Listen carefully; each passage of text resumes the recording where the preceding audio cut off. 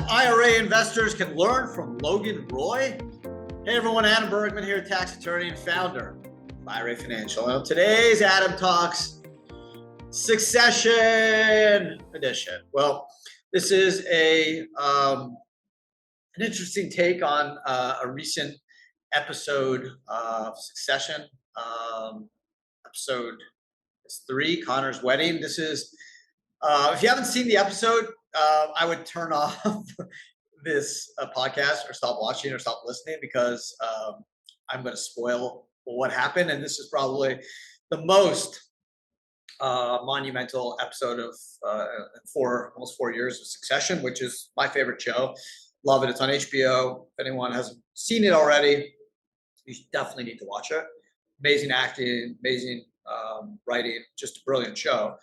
But again, spoiler alert, if you have not seen this episode, do not listen any further. Turn off the podcast, stop watching if you don't want to know what happened in episode 3. So I will give you 1 second to stop and turn off the podcast or video.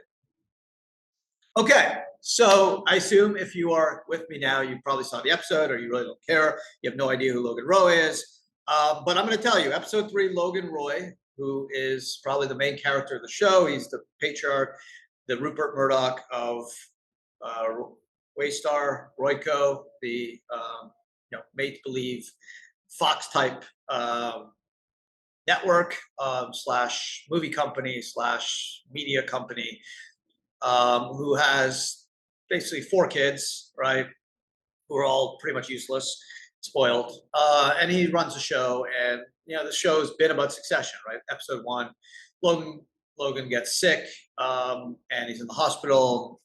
The idea is that who's going to take over, and the kids can't get along, and they fight, they all want power, and it gets better, he takes control, and things happen for the last several seasons. But now episode 3, they kill him off. Logan Roy dies unexpectedly on a private jet going to Sweden to close a business deal on his son Connor's wedding day, which this tells you all you need to know about the person, the man. So I wanted to do this episode because I said, you know what, this kind of stuff happens, right? You can't plan out death in most cases. Things happen, right? You just go. Sometimes you just don't have a lot of time to address it. And I've just been in this IRA industry for 13 years. I mean, practicing law 21 years, 22 years.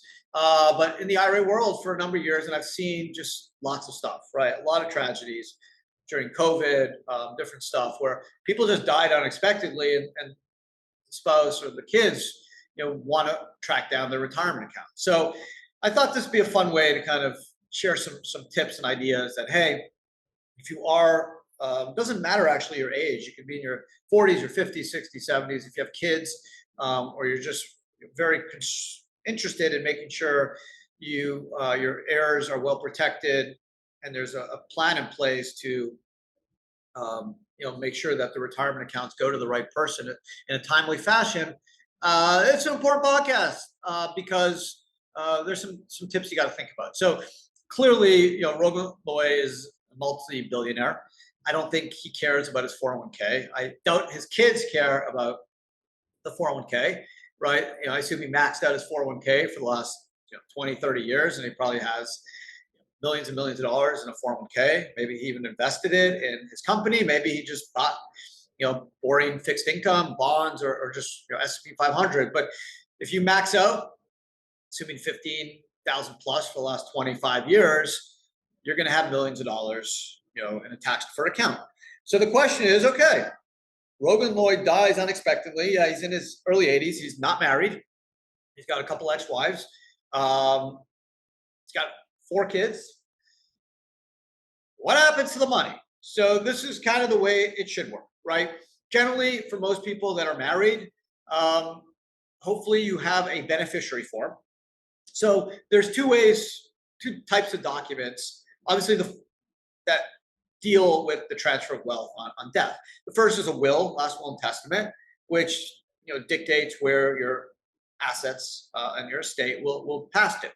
Okay, and then for the retirement world, there's a beneficiary form, which should mesh with the will, because if it doesn't, the case law suggests that the beneficiary form will trump the will. And I've talked about this in various other podcasts where I've seen situations where someone passes, they get divorced, they don't change their beneficiary form because they just get lazy, they forget. And guess what? The ex-spouse is still listed as the primary beneficiary. This person gets remarried. Their intention was to leave the new spouse with the money because the new spouse is in the will as the primary beneficiary. But because there's a conflict, the beneficiary form now shows that the ex-spouse gets the money. Guess who gets the money in the IRA world or 401k world? The ex-spouse. And there's the case law is seemingly pretty clear on this. So first tip is if you have retirement accounts, and again, we're not billionaires, we're not Logan Roy, but you want to make sure that that beneficiary form is kept up to date. So if you have a change in family situation, whether it's a divorce, a separation, a death, God forbid, right? Or just things change in your life, right? You want to make sure your beneficiary form is up to date, especially in the case of a divorce. You want to make sure that that document is updated, is revised, and meshes with your will. You want the beneficiaries of your retirement accounts generally to mesh with the will. So when it comes to a beneficiary form in an IRA or 401k, it's pretty simple. It's generally a one-page form where you put your name, your account info, and you list primary and contingent. Now, generally, in most cases, the common approach is the primary is the spouse. If you're not married, primary could be kids or charity or brother, sister, aunt, uncle, parents, whatever. There's no right or wrong. Just needs to reflect what your true intentions are. And then there's the contingent. So God forbid the primary is no longer with us, the contingents would get the rest. And you can have 1, 2, 3, 4, 5, 6, 25 contingents. You just need to make sure that that percentage interest equals 100%. So you have 4 kids, you do 25, 25, 25, 25, 25, 3 kids, 33, 33, 33, whatever it is. So it's a personal document. It's something that reflects your true intentions, your wishes. So there's no right or wrong. But again, the common approach is spouse, primary, and then children contingent. If the spouse goes, you then want to reflect and have the kids as primary, and maybe you want to have like a charity or someone else as contingent. Obviously, God forbid you're on a plane and your whole family perishes, the contingent would then reflect who that other party would be. But it's important that you have the beneficiary form and the wills, and they're consistent. Now, you want to keep these documents somewhere safe, somewhere secure, somewhere where your primary beneficiary knows where they are. It's not a bad idea to have your estate planning lawyer, if you have one, have a copy of your beneficiary forms. Whoever your primary, your trustee, your executor of your estate should know where your retirement accounts are. What I've done personally, unfortunately, I've lost both my parents. And in the case of my dad, my dad had cancer. So I had some time, unlike Logan Roy, who just died unexpectedly in a bathroom in a private jet. I had cancer. So we knew, for months that it wasn't going to end well. So my dad was straight up, and he basically talked to my sister and I, say, okay, these are where my assets are. This is where my bank accounts are. This is where my retirement accounts are. This is even who I want you to use to sell the house. It's important to be transparent. Now, I was in my early 30s.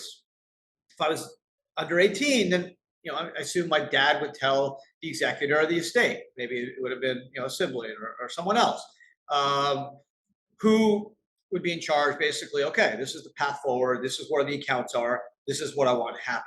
I think having transparency,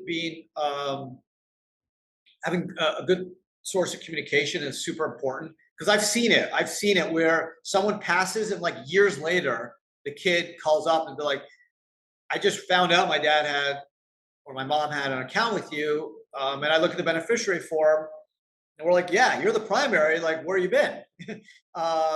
So in that case, the parents were pretty secretive. They didn't tell the kids a lot. It was a sudden death. And now, the kids had to track down the assets. They only found out because they went through the dad's email and they saw emails from us for unpaid fees. So that's what, triggered the children to call up and be like, hey, does my dad or my mom have an account with you? So I've seen it. far too often.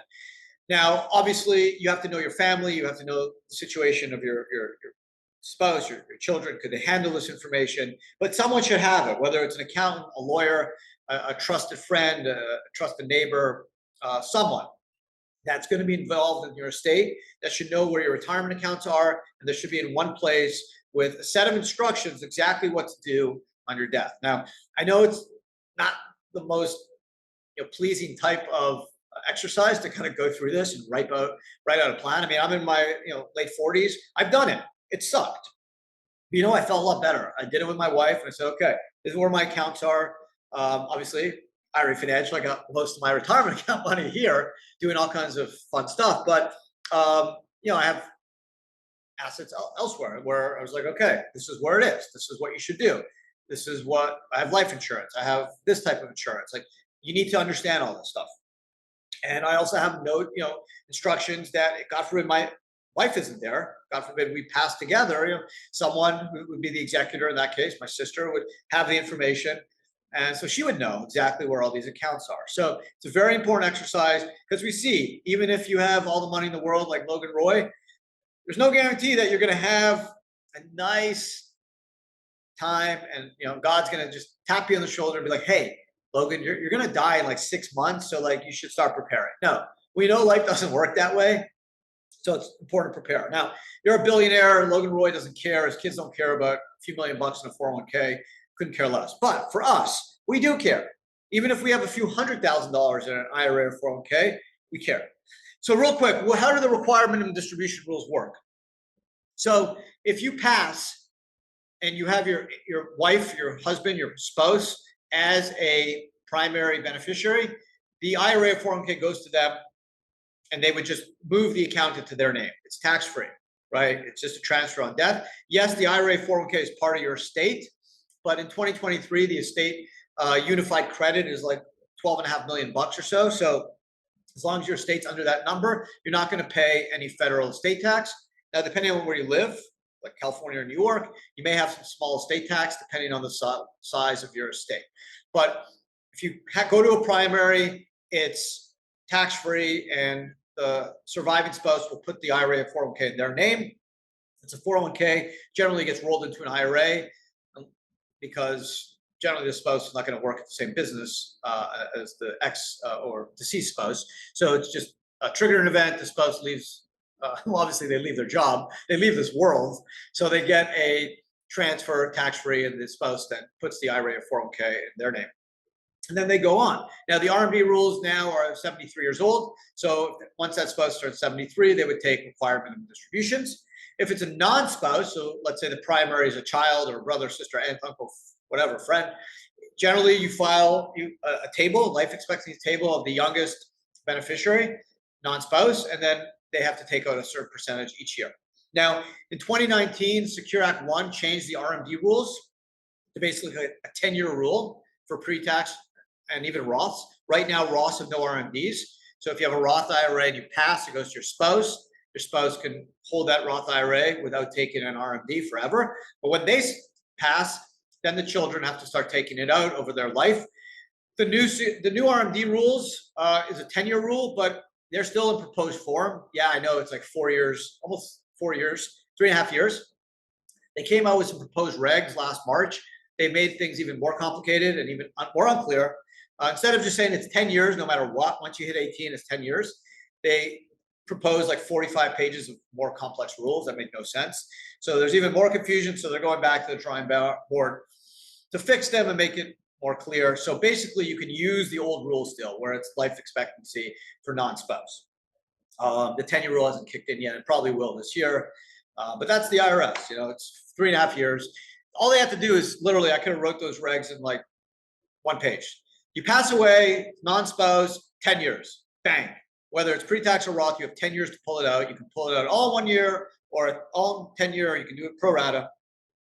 It's 10 years. But no, IRS gets involved. You get bureaucrats pretending to be lawyers. Some are lawyers, some want to be lawyers, and they make everything more confusing. Crazy, but way it works. If they actually hire practitioners to draft the stuff, it would be a lot better. So simply, the biggest tip to take away from today's podcast is this. if you have an IRA or 401k, number one, keep the beneficiary form up to date every year. Take a quick look at it. Keep it somewhere safe and secure. Have it with your will. Communicate with your accountant or trust and estate attorney, your executor, whether it's spouse, kids, whoever it is. Make sure they have a plan. They understand where the accounts are, and you give them instructions, detailed instructions. My dad had like a several-page list, exactly what to do. I think that makes everything easier. There's less stress on the part of the kids, because you're like, oh, I know exactly what mom or dad wants to do. It's not like, oh, should we do this? Should we do that? Tell them exactly what you want. That's the whole point. They're your heirs. They should follow your wishes. And then again, make sure if you have a change in your life, marital status, or God forbid, death in the family, just keep your form up to date. That's it. So hope you guys, if you are watching Succession, like I am, I'm sure you love it. It's just an unbelievably brilliant show. It's actually super funny and just so well written. If you haven't seen it, well, I just kind of blew what happened in episode 3, season 4. I'm sorry, but you should still watch it because the show's amazing. Even though you know Logan Roy dies, I'm so excited to see what happens over the next 7 or so episodes. It's just an amazing, amazing show. And I thought today's podcast would be fun because I get to talk about my favorite show and then also take a lesson from it in terms of, hey, we don't know when we're going to die, especially as you get older. So it's important to plan, communicate.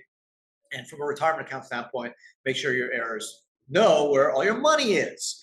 Other than that, I hope you guys enjoyed today's podcast. If you're watching on YouTube, appreciate it. Don't forget to subscribe if you haven't already. Again, obviously, you know, it's a weekly podcast. It drops every Wednesday. So have an amazing day. Enjoy your week, and I'll see everyone again next week. Take care.